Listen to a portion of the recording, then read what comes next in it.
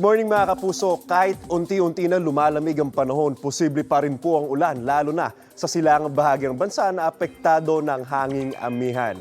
Ngayong umaga, asahan na ulan sa ilang panig ng Aurora, Quezon at Mimaropa Region. Base po yan sa rainfall forecast ng Metro Weather. Pagsapit naman ng hapon, uulan na ay iba pang bahagi ng bansa.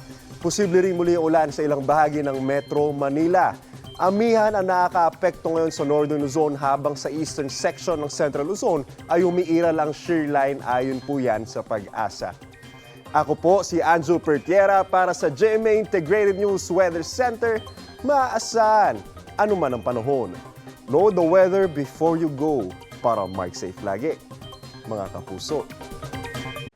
Mga kapuso, know the weather before you go at mag-subscribe na sa GMA Integrated News sa YouTube. Para sa mga kapuso natin sa abroad, bisitahin ang GMA Pinoy TV at www.gmanews.tv.